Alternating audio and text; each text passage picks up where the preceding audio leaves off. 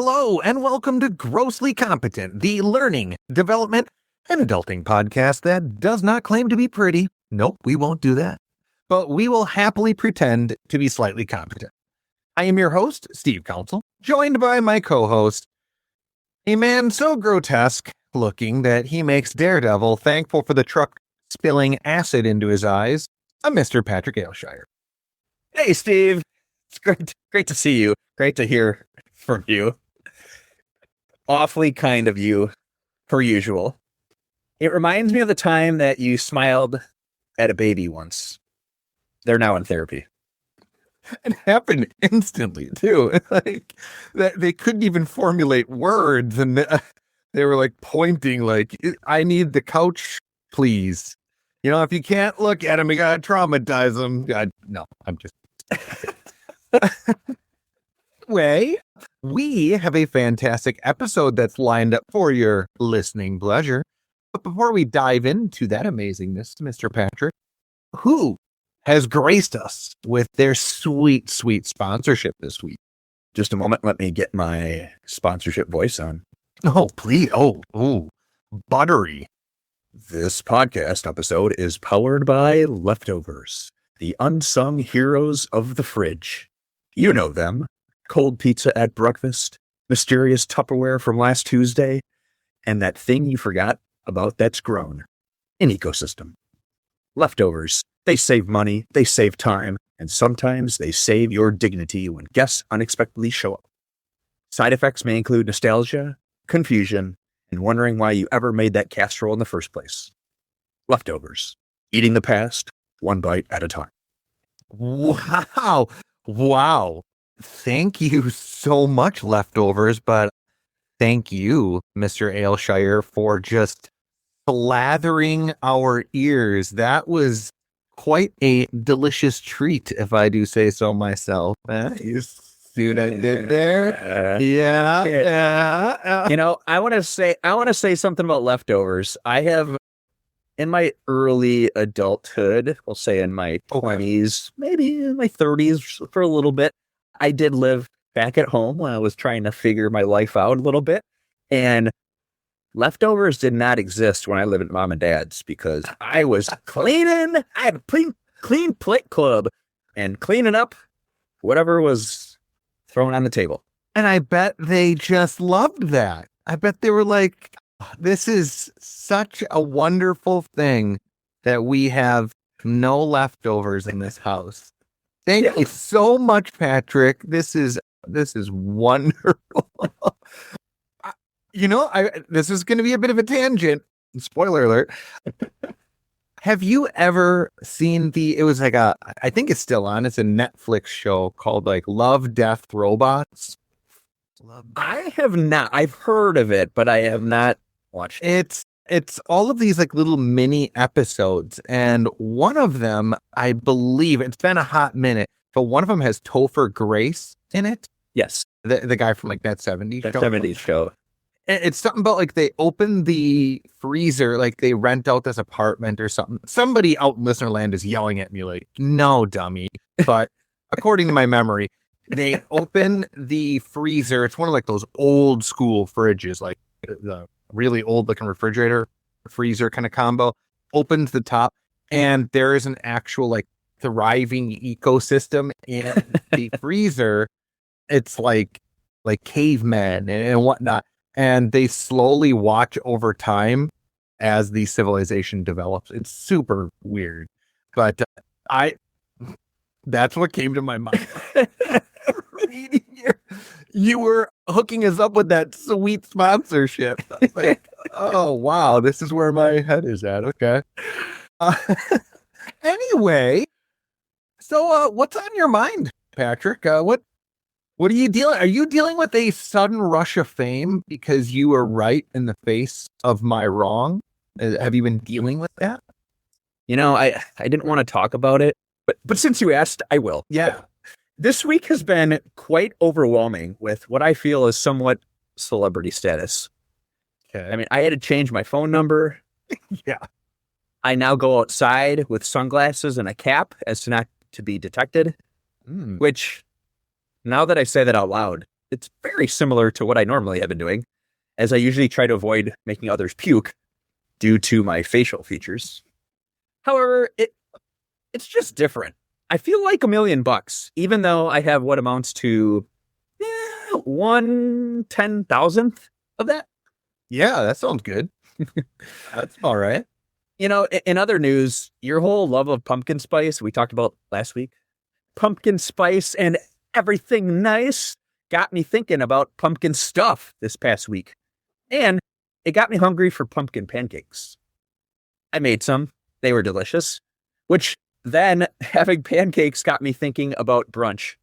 So a couple questions before we get into our little topic today.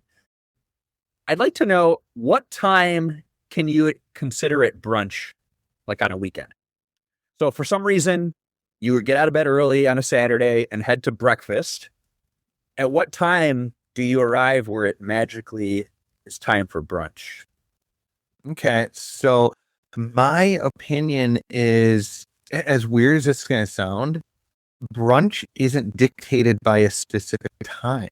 Ooh. It's the contents of the meal. That's the way I see it. That's why I think a lot of folks get away with having mimosas and screwdrivers, because it'd be a way of saying, I'm just drinking with breakfast, but if you call it brunch, you can get away with it. So that's my thought process is, you can have brunch at 7 a.m.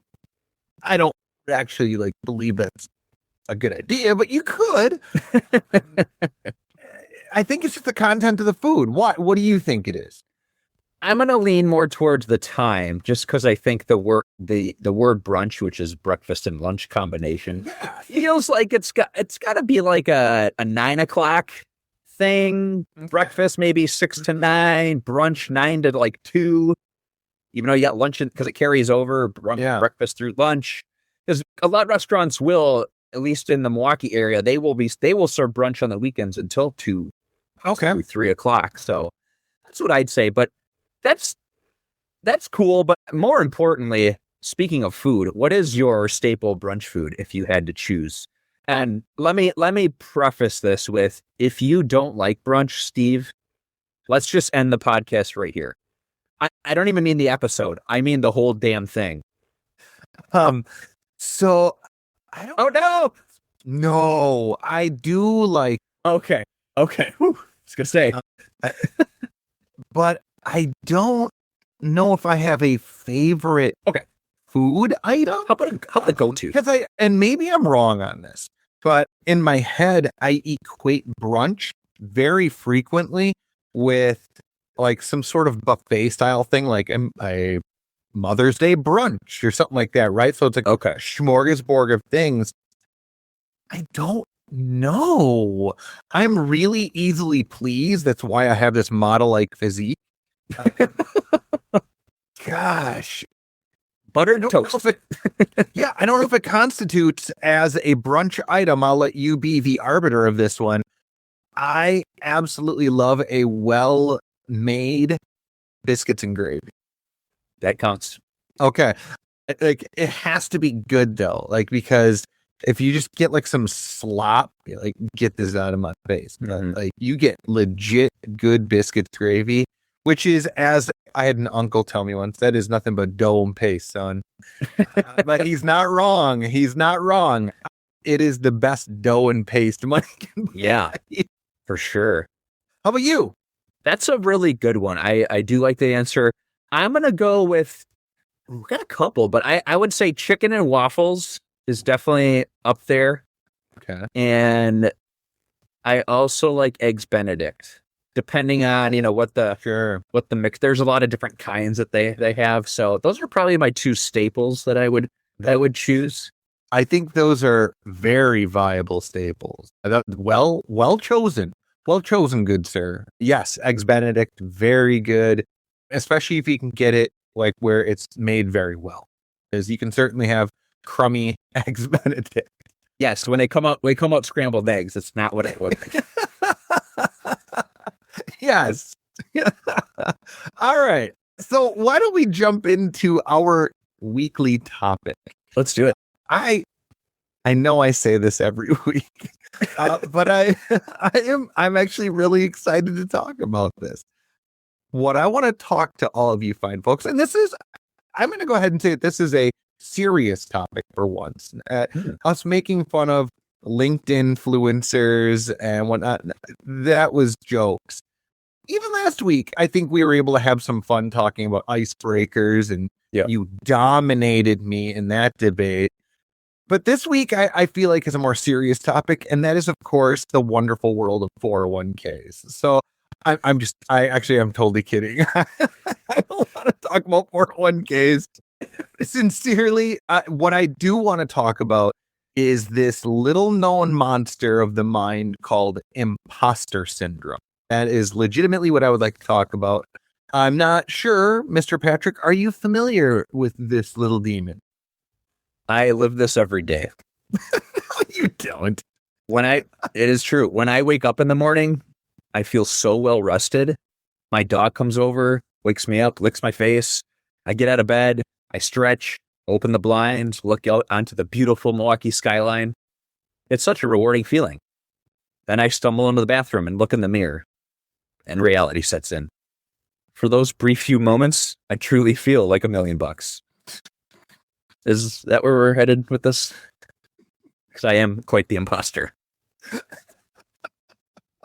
No. Sorry, I must have misunderstood what this assignment was this week. That's embarrassing. Okay. You take the lead on this one, buddy. All good. I will gladly do that, because this is something that I hold somewhat near and dear to my heart. This is something that I feel like, I know you and I, Patrick, like we talk a lot about like learning and development, training, HR policy, like that kind of stuff. But this is something that I feel like affects quite a bit of people. Like there's quite a few people out there that have experienced this thing and maybe don't even know what it is. Like they have this sensation, and it can be really intense. It can be, I don't want to say debilitating, but it's one of those things that can really kind of eat at you for a bit.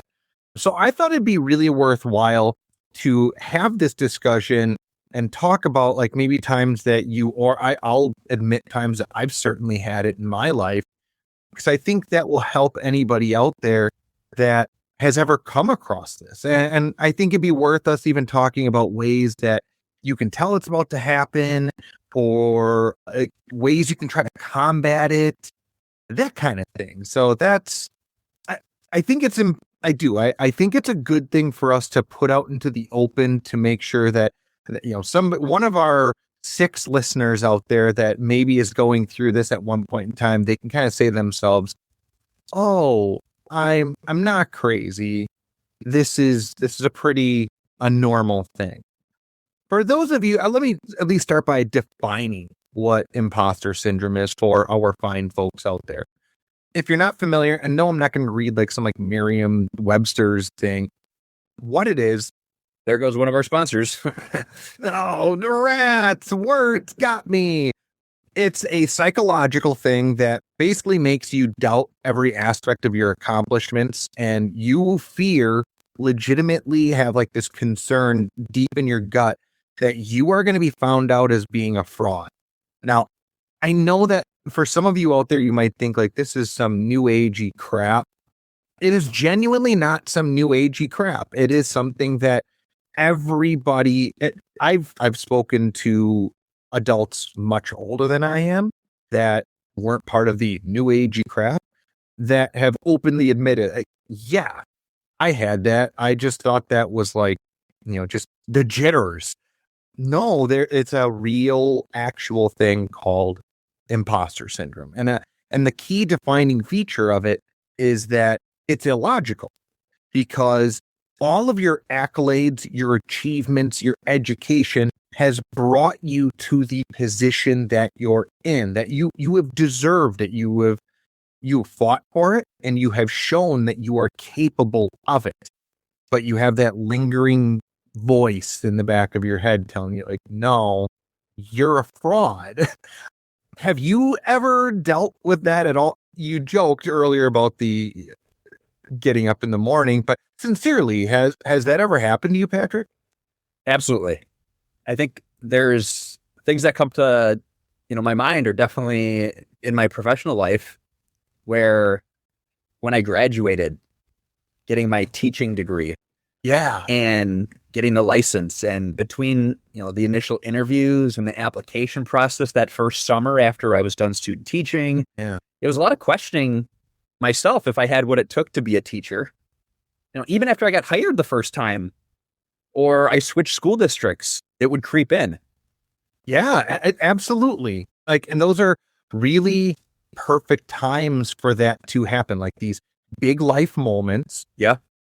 And it's a test of your skill set. I feel like you just about to spit out something else, and I swooped in there. I apologize. No, but it was a good. Those are really great moments that I think everybody kind of goes through those transitional periods where that can happen. That's right. I'm glad you mentioned that too, because it's a good transition. Actually, what I was going to say next was when I left the classroom. Mm-hmm. So I left teaching after roughly 6 years, and I switched to learning development. It started all over again. But now actually I would say it was even bigger. Now I was going into a whole new career. And while I knew I had these air quotes, transferable skills, did anyone else know this? Would I be able to utilize the skills in a different environment?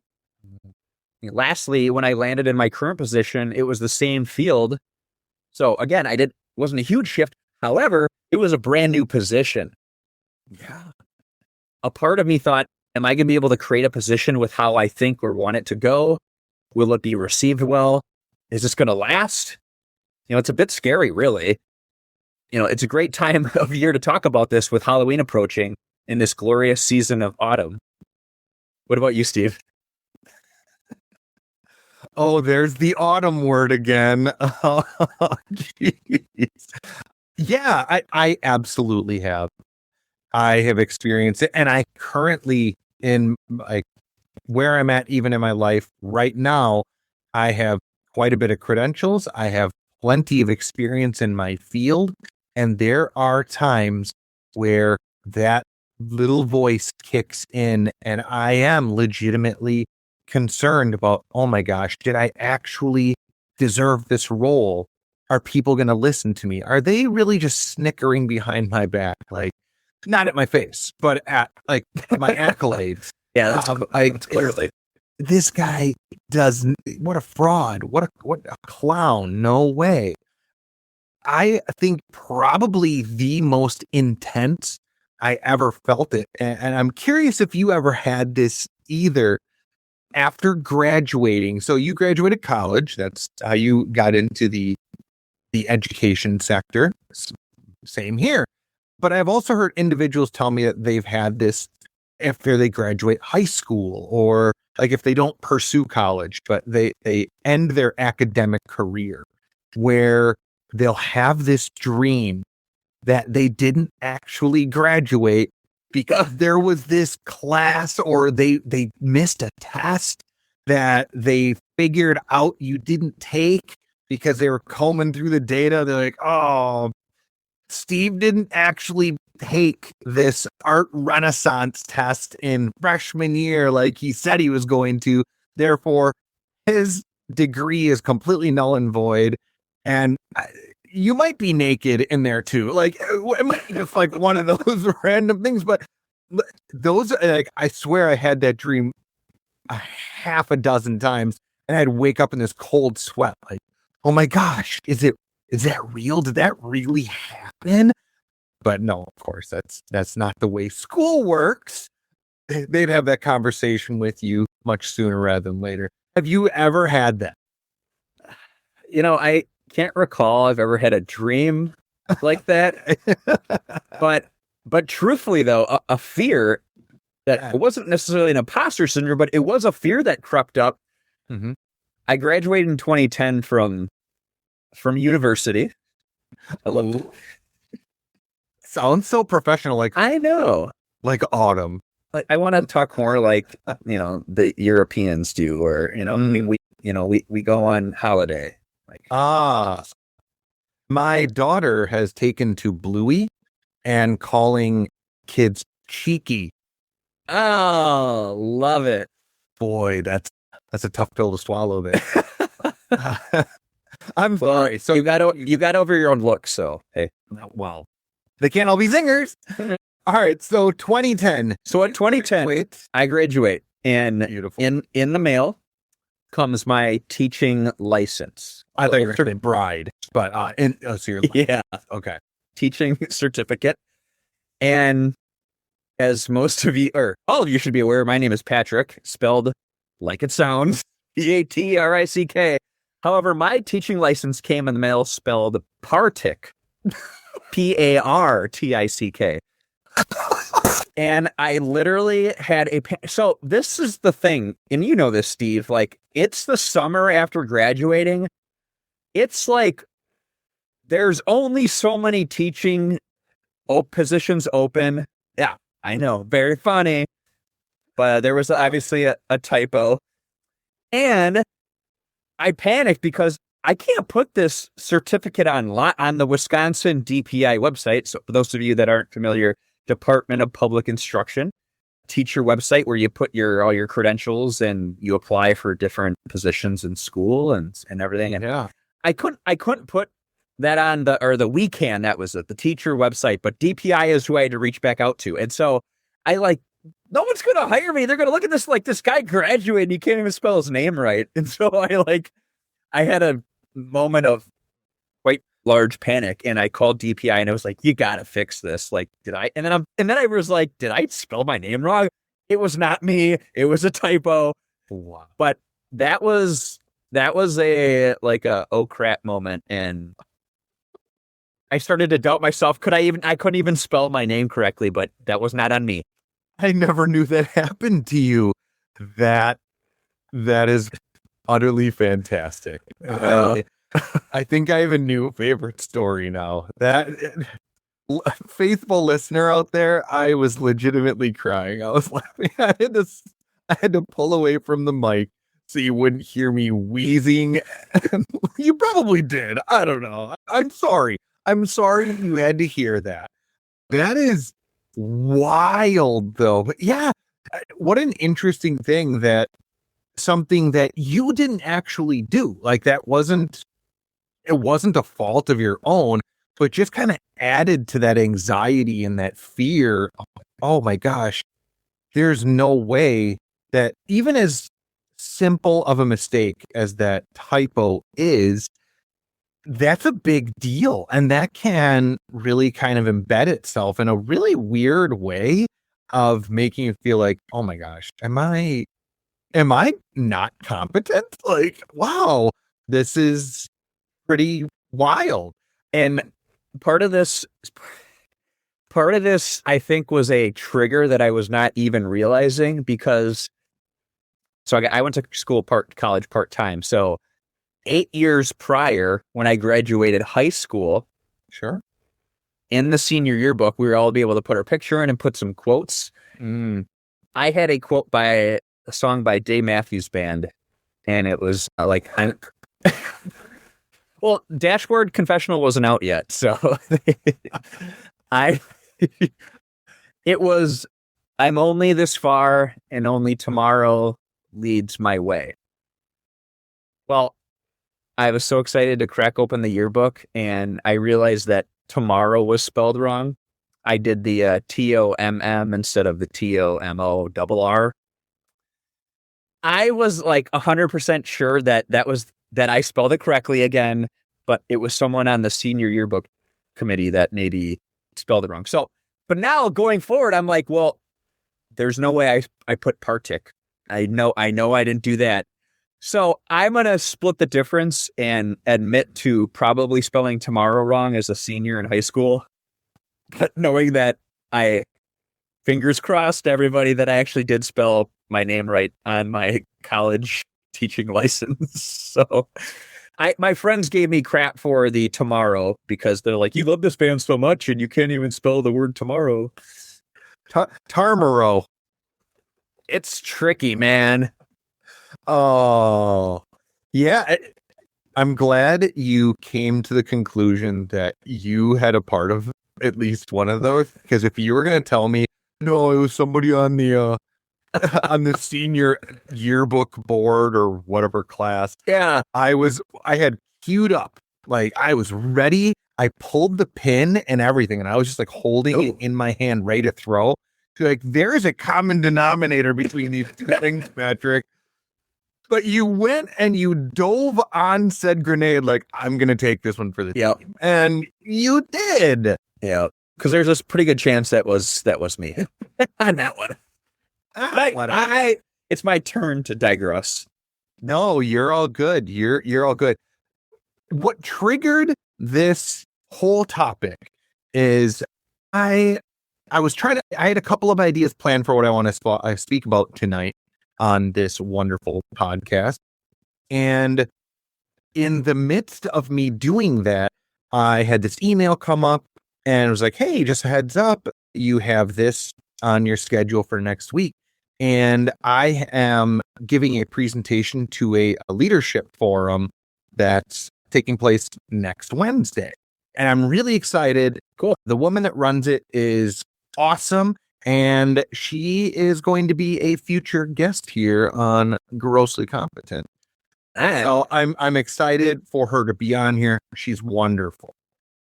I had met Jess. I had met her a couple of years back now, and she's just an absolute delight. She's fantastic. And I had spoken to her about doing a presentation, or she actually invited me on to do this presentation on leadership. Great. I'm all aboard. I can totally do that. But there was this part of me that just when I was looking at this earlier this week, I had this moment in my head of, how in the hell did you dupe her into thinking that you know what you're talking about? Like, no, you don't. But the thing is I do. There's this part of me that really believes that I do, but there's always that self-doubt aspect that's just there to creep in and just give you a little shank in the side. And that's, as soon as I had that moment, I realized, oh, snap, that's what we have to talk about on this episode. We have got to talk about imposter syndrome, because if it happens to me, and I've been in my career in my industry for the last, I don't know, 15, 20 years, something like that. It's too many numbers. I can't keep track of it all, Patrick. You started working when you were 9? That's amazing. Oh, thank you so much for the compliment on my age. Cool. But if I'm having that and I am experienced in my field, there are others out there that have this that are not, like, Definitely starting out. They're brand new. They've just graduated. They're switching industries like you did, Patrick. And I think it's a great thing for us to kind of break this open and talk a little bit about it. That's a really smart decision. I think it's a huge topic to talk about. In case you were wondering if you had some self-doubt about the topic, great call out. Steve, I think it comes down to taking time to realize that we are all just human. Yeah. Like you mentioned that everyone experiences that at some point. It could be, though, also, a lack of confidence or self-doubt, but that, again, is part of the human condition. For example, when you look back at your resume, you kind of touched on this a little bit earlier, but you look at your resume and you landed in your current role. Those are your accomplishments. Sure, we put those out there to get jobs and to make us sound good, as good as we can be. And we sell ourselves even further during the interview process. Yeah. But doesn't everyone do that? I mean, whatever field we are in, if we come in with at least a few years experience, I think it's fair, personally, to consider yourself somewhat of an SME or subject matter expert. Sure. Even if that term expert seems a bit extreme. It's just you're the one that is knowledgeable on this topic because you have X amount of years of experience. Yeah. I also remind myself that when I am facilitating a leadership topic, I'm there to pass information along, to create that safe space like I talked about a few times, and really to garner engaging conversation. Yeah. Very rarely am I going to be the one training employees on their day-to-day tasks. That's not what we generally will do in learning development. If you're in that leadership kind of training, okay. If you're a people manager of a certain division or team, yes, you're going to be training on those roles. But our roles are typically those, creating those spaces to train on a certain leadership type topic. And I think we talked about this on a previous episode, but the expectations for me or others like you and I to be the know-it-all is a bit of a moot point, just because the audience is somewhat in the same boat where they're there to learn, but they're not expected to know everything either, even to walk away. They're expected to walk away with all these great objectives that we've talked about, these tips, suggestions, but they're not experts in their own right. That's why they're taking these courses, hopefully. Sure. You touched on something rather interesting, and this kind of divide between being in learning and development where you're kind of this jack of all trades, where you're facilitating education to a wide variety of individuals, compared to somebody like a manager of frontline employees or something like that. Like, there is a difference there. And can I interrupt you real quick? I'm sorry. Yeah. I think about the word too. I love the word. I consider myself a facilitator. Yeah. My role is technically titled a learning development specialist, okay? Because I specialize in a handful of designing, training, developing, facilitating. I know I write email. That's a big one. Yeah. Well, about 90% of your day. Yeah, at least, yeah. I can type on my keyboard and Teams. But really, like for me, the ideal role, what I have been in for so many years in L&D is that facilitation where, and you might have been getting to this, but as far as a trainer, perhaps I've been called that before too, and some of those roles where, let's say when I was working in manufacturing, we had a floor trainer. They were doing the hands-on, this is how this works. This square peg doesn't go in that circle. It goes in the square hole. Like that type of stuff where we get to lead all these different topics, and it's fun because it's like we got the circus. We're just trying to like organize the animals and make sure that they, are able to learn these, to reskill, to upskill, to build a community in there where they can, communicate with one another and learn and grow. Yeah, absolutely. There is a definite difference between the facilitator level, like you and I find ourselves engaged with on a regular basis, and that individual that is training somebody on the job, showing them actual true technical skills. You said something earlier, and this is what kind of triggered it in my mind when you were kind of talking about that differential, is something I used to tell my field trainers when I would oversee that group. I would always ask, are they asking questions? Like the new hire that's with you, are they asking questions? And if they weren't, that's when I was concerned, because the individuals that don't ask questions, they have this, I bet, going to be an armchair therapist or a psychiatrist on this one, probably are experiencing some serious imposter syndrome. Like, boy, if I let on that I don't know all of this, then they're probably just going to like let me go. I'm just a big giant fraud. But the point was always, and I would hammer this in with new hires of like, you need to ask questions. When you don't ask questions is when I worry. Okay. And not that it was 100% guaranteed, but if I was a betting man, I would easily put 50 on red on this, that 85% of those that did not ask questions during their orientation did not make it. Like they would maybe stay employed for about 2-3 months, and then just kind of wash out, which is really unfortunate because you're putting a lot of time and energy into those individuals. Yeah. If only they would have just came forward and said, I don't know how to do this. Please help me. Then we never made fun. Right. We never insulted. And I am very true to that character right now, even if I vehemently disagree, or I think, boy, that's a really obvious question, I would never say that out loud. Right. Kind of think it internally, but I will always answer that question to the best of my ability.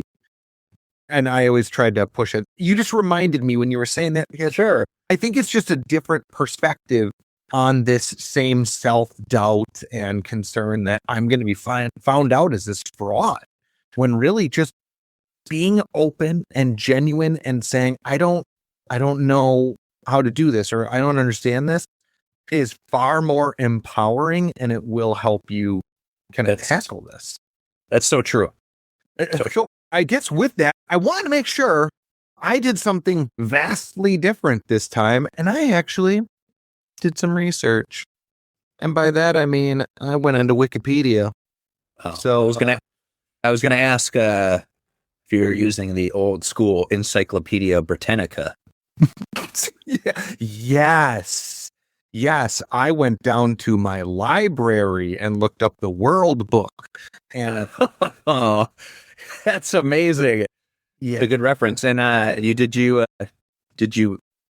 have your Walkman with you while you were walking down to the library? I did not. It was broken. It kept skipping my Nirvana CD. So I had to put it back. No. I will have you know, and I will pat myself on the back here just real quick. There we go. I'm a donor to Wikipedia on an annual basis, so kind of a big deal, guys. Yeah. I have a shocked look on my face. That's amazing. Yeah, I do, and I write it off in my tax. Anyway, so no, my tax is laughing at me. They're like, no, you're an idiot. So let me tell you some factoids about imposter syndrome. And did you know, those of you out in listener land, that it's not actually a syndrome? It is a syndrome by name only. It is a sensation or an experience, that typically professionals or those that are just coming out of academia they'll experience usually at one point in time. And more often than not, it's just kind of chalked up as being like, it's the nerves, or I'm just having that feeling of self-doubt. Sure. But when it persists, that tends to be more of the imposter syndrome that we're talking about right now. Specifically, the kind of hallmark cornerstone piece of this pie isn't just that self-doubt. It's that actual concern of, I am going to be found out as a fraud. And interestingly enough, I had found out that imposter syndrome is heavily associated with low self-esteem, neuroticism, and perfectionism. So if you pinpoint 3 things about me, you've done neuroticism especially. No, I will admit, I am somewhat of a recovering perfectionist. I would probably say in the last 10 or so years, I have really allowed myself to kind of just not have to be that expert. And teaching and being part of education has really helped break that barrier down for me.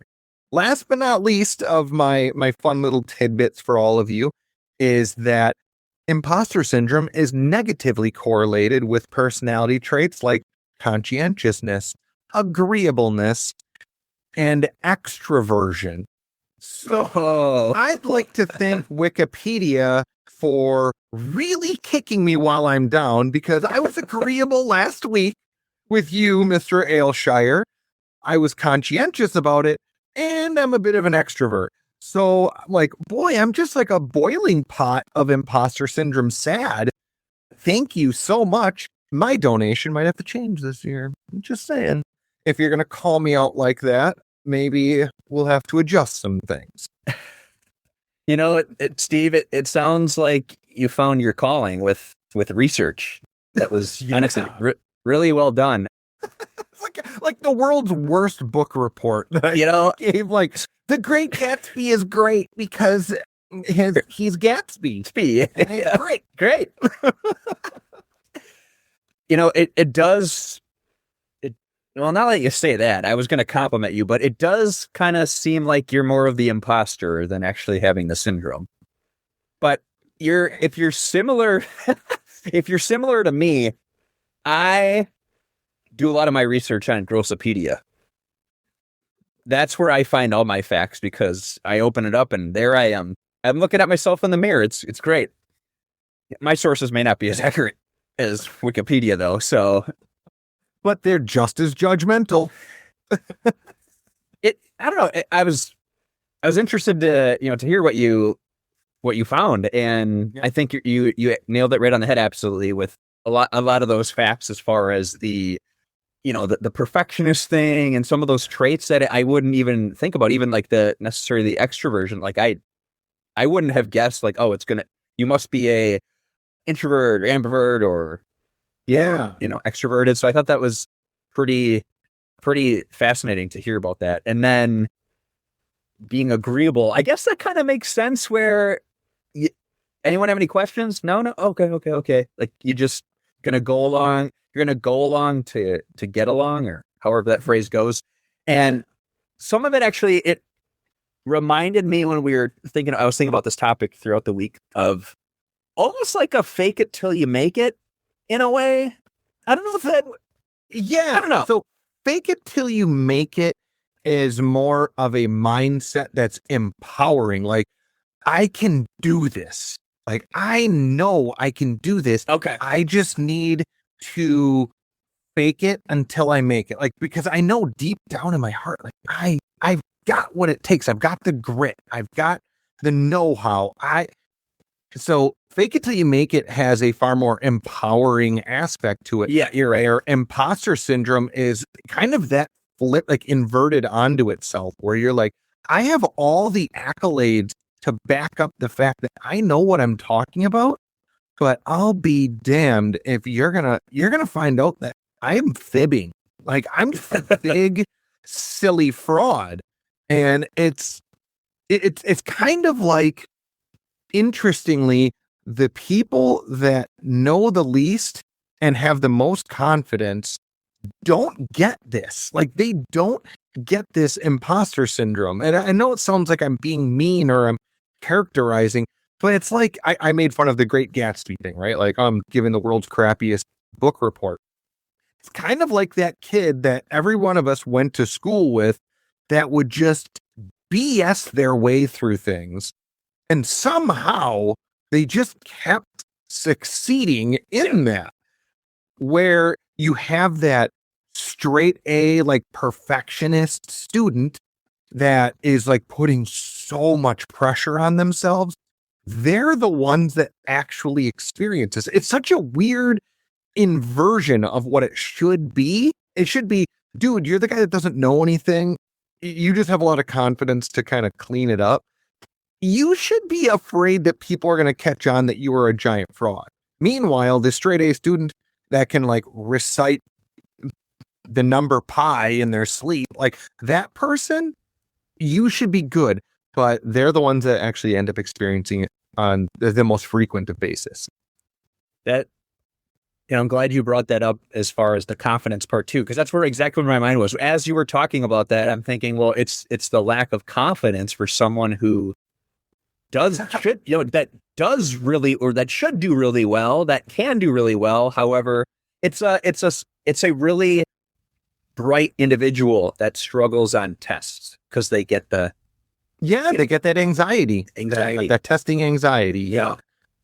That's fascinating. It is. It is a really interesting topic, and I recommend anybody out there listening, you can Google it up if you want to use Wikipedia, knock yourself out. But there are quite a bit of articles out there. Different people have posted about it.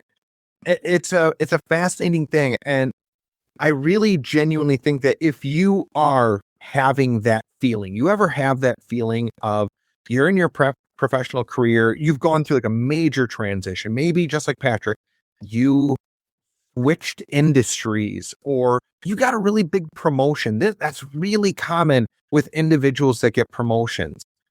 I remember many moons ago when we would promote frontline service workers into this middle supervisory role. We called them lead pros. And every single time, I mean, 100% of the time, we would promote 2, 3, 4 of these individuals. And their first question was always, why me? Really? Why me? That person has 30 years experience. This guy knows this and this woman has these credentials. Like, why did you pick me? I'm an idiot. Like, I don't know anything. And I would answer it the same way. Like, you're going to discover why is entirely based on your work ethic. Like, your know-how, you can grow from that. You can learn new things. You can learn a certification. But your work ethic and your grit and your determination, that is something you cannot train. That is an inherent quality that somebody has because they genuinely care. Yeah. So it was just kind of a fascinating thing that, like, on cue, I could pinpoint the moment they would come to ask me that question. And it wasn't just one person, it was every single batch of these lead pros would always come and ask that question. So it's just kind of a fascinating thing that they, in that moment, were having that, I'm a fraud. Are you kidding me? Like, I'm going to get ahead of this now and just come clean. I'm not who you think I am, but really they were exactly they wanted them to be. Yeah. That's amazing. Fun thing. Yeah, that's amazing. I'm going to add to that is that was an example that kind of popped in my mind just a moment ago. Is I mentioned on this podcast that before my current role, I worked in manufacturing years ago, pre-COVID. Mm-hmm. So it was a little bit a while ago, but I was hired in a newer training department. You know, manufacturing is obviously come around. At least the company I was in there, they were coming around finally to having training is important. So we had a training manager. We had a coordinator who was kind of getting all the stuff together for the manufacturing plant with all the trainings and the courses we offered and all that.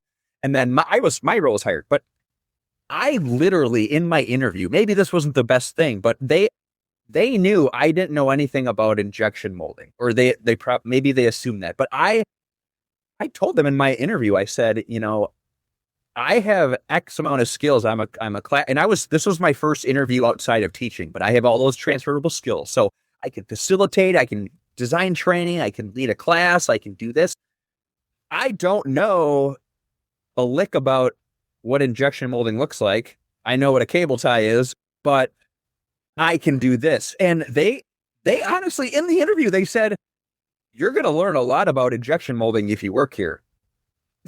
Like, oh, I thinking as I was talking, I was probably sweating in my interview thinking, why, dude, shut your mouth. Why are you telling them that you don't know anything about the products that they sell here?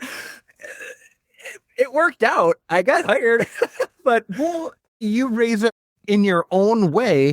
You kind of embodied what I said about those new hires. Like, that you're afraid to raise your hand and be like, I don't understand this because, oh my gosh, you're going to figure it out. I don't know anything. You're never going to hire me. Like, oh God. But I think you did it very tactfully in saying, no, I don't know that, but I have these skills specific to what you're looking for that nobody else in your organization has. So that's what you want me for. I can learn your technical. For sure. You can't get what I have to offer. So that's pretty wild. I think we all have had that blunder of a moment.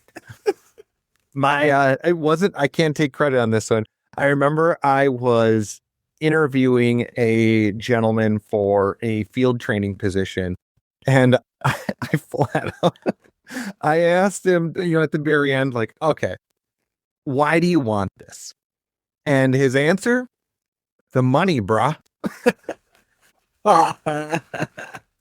He ended up getting one of the field training positions because, and he was amazing at it. He was very articulate. he said that more in jest than anything, but he said, the money, brah. And we all kind of laugh. He's like, I'd be a liar if I said that wasn't an actual motivating factor for this. So I'm just being honest. And I genuinely was like, I love the honesty. Yeah. He's like, who here, when you get that question, I know we're on a tangent, but you get that question during an interview, like, so why do you want to work here? Because it gives money. All right. I feel like we're going long. So there's something I did want to wrap up really quickly. And that is, I'd mentioned this earlier. What do you do if you are dealing with imposter syndrome? And there is no tried and true treatment, no pill to take kind of a thing. We kind of touched on it throughout this conversation, and that is just giving yourself that opportunity to say, I don't know this, but I can learn it. And if I'm in this position, it's because I have earned it. I have earned it through my credentials. I've earned it through my experience. You know what? This is kind of a goofy story, and I promise I'll try to make it quick. I was part of an organization, and we were acquired by a much larger. We're talking, I went from a 160 person company to like 20, 30,000 people. And that was just like Canada and the US. It was a worldwide global company. So very small fish, giant pond. And when all of the paperwork was all signed, all good to go, the entirety of our organization, all 160 of us, were sitting in a room together. And which it's funny, last week you brought up during icebreakers the terrible idea of going person to person and having to say their name and like what's their position, right? Well, in a room of 160 plus people, these folks did that, and it's fine. So be it. It was a nightmare, but I will never forget this. The CEO was in the room. Oh, actually, it was the CEO's daughter. She had now taken over operations of the business. And this gentleman that was facilitating is not the right word. He was just leading this meeting that was just like, hi, we bought you questions. Like that's what the meeting was. And she said her name and she said, I'm CEO. And he stopped and went, oh, you're so-and-so's daughter. You are the CEO, child employed by owner. And what's awful about that was like, yeah, we all had our head like, are you kidding? He thought it was hilarious because he's like, what are you going to do? Yell at me? And she took it in like way better than I would have. I was like, are you out of your mind? But we're all thinking like, he has been here for like 10 years. Like she's grown up in this industry. Her father built this company. Like, so just for you to diminish her like that was so awful. That was pretty rough. Like, what the heck? Like, talk about a way like to instill some self-doubt in her. But thankfully she had the backbone to be like, you know what? You can say whatever you want. I earned this position because of what I bring to the table, what I've done here. I was a teenager interning here. Like, you give me a break, pal. Like, I've put in my blood, sweat, tears. So it just kind of a weird story, but I think just one of those things that no matter what, you're going to get that sometimes you're going to get that external voice to tell you, no, like you don't deserve that position. But it's you internally that needs to believe, like, I have earned this and I have the credentials and I have the professionalism to prove that I do. Like, whatever it is, your education, your experience, your whatever. And I don't care if somebody says, oh, you got this position because of well, how do you think I found out who they are? I reached out, I touched base with them. I got to know them. I got to learn the industry. Like, everybody's in a position because they have shown they are capable of it. Yeah. And if they're not, well, it becomes abundantly clear over time. And that's typically those individuals that have that high confidence, low level of skill, and it comes out. It never stays forever. They get called out unless you are like, you own some Fortune 500 company. Then I can't help you. But in those instances, that's kind of where it is. If you have a takeaway, it's just know that you have earned your spot at the table. Yes. Don't self-doubt. Just take that moment, give yourself a good deep breath and go, I have earned this seat and I'm here to prove it. And that's really the best way that you possibly can try to fight this imposter syndrome. Self-efficacy goes a long way. The belief that you can do it. You're here. Yeah. You've earned it. Just trust that. Yeah. 100%. And those moments like earlier this week that had like, how did you do that? I end up kind of laughing to myself like, well, this is my third time teaching the class. So I think I kind of know what I'm doing at this point. Like, okay, but just in that room specifically, I've taught the same materials in other organizations. And it's amazing what you can do, as cliche as it is. It's amazing what you can do when you put your mind to it. And if you do that, you will succeed. Good segue. I think mindfulness, you just put your mind to it. Yeah. Mindfulness is a great thing. We're not going to go into that topic today, but taking those moments to take a deep breath, take some deep breaths, do a quick a body scan of how you're feeling. Like that'll help reset whatever doubt you might have. Yes. Yeah. I totally agree with you. Yep. All right. I'm going to get off my soapbox here. I think we have chatted it up enough about imposter syndrome. I assume we have a dedication this week. Do we not, Mr. Beth? We do again. It's another week to get closer to our heart. We're going to click to spin on 3. I'm so excited. 2, 3. Going around. Oh, I love it. We are on Violet. Ooh. What a pretty name. Violet. Pretty color, pretty name. It is a beautiful name. She was a beautiful woman. Yeah. I had a grandmother with Violet as her name. But thank you so much, Violet. Everything you have given us is amazing. You have helped instill some imposter syndrome in our lives, but we know that our faces are no imposters. We are actually this ugly. Thank you so much for emboldening us to embark on this. You are amazing, Violet. Give yourself a pat on the back. You rock, but don't do it too hard because I know you have the strength of many bulls running through your back. Wow. We had Big Leftovers as our sponsor, and now we have Violet as our dedication of opportunity. Like, this is fantastic. I am feeling spent on all the work I just did for the both of those. Yeah, you'd better want to take a rest, take a breather. All right. I think now is as good a time as any to wrap up here. I want to say thank you to all of you, all 6 of you out there that are listening. I'm kidding. There's like 8.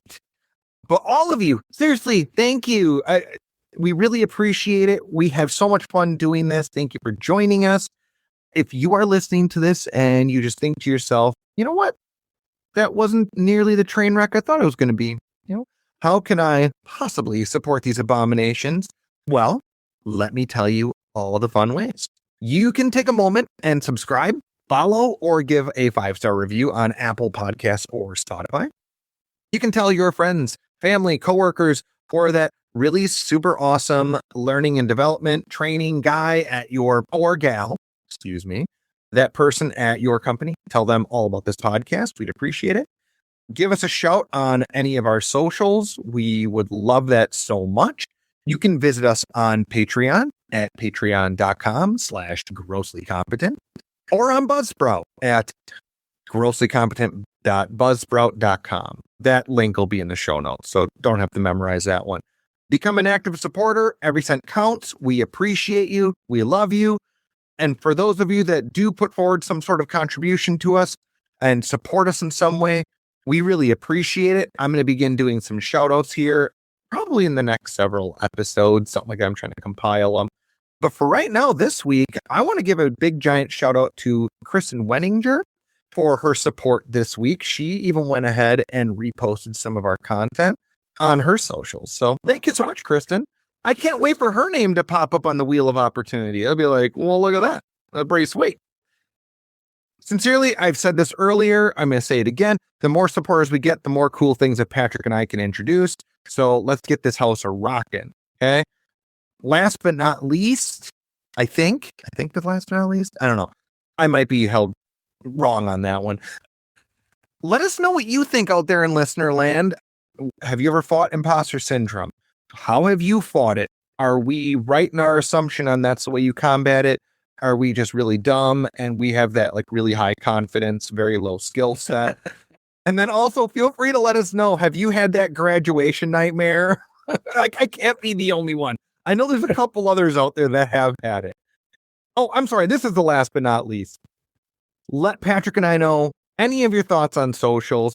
Patrick's on Instagram. I'm on LinkedIn. He's also on LinkedIn because he's much cooler, smarter, and braver than I am. But you can also email us, grosslycompetent@gmail.com. About as easy as you can get it. Just let us know which episode you're referencing in your subject line, and we'll make sure we mention something about it on the next episode coming up here. Definitely. Anything from you, Mr. Patrick? Sure. So yes, you can find, as Steve mentioned, find us on LinkedIn. My Instagram, if you'd like to follow, I am very biased toward the city of Milwaukee where I live. So my Instagram handle, that's the word they use, Steve, is... I actually didn't know. He did. That's why I was being serious. Is the handle is 414_Milwaukee. So you can find us there. And I also, again, we've had some great shout outs that you've done, Steve. We've had we'll say handful of listeners that we always appreciate of, yes, not only here in the good old USA, but I know you mentioned this a couple weeks ago. We had a individual from Japan listen in, and we just had our first listener from Iraq. So thank you so much, whoever you are. I hope you enjoyed it. I hope you come back for more. Oh, yeah. I mean, Pitbull has nothing on Patrick and I. We are Mr. International.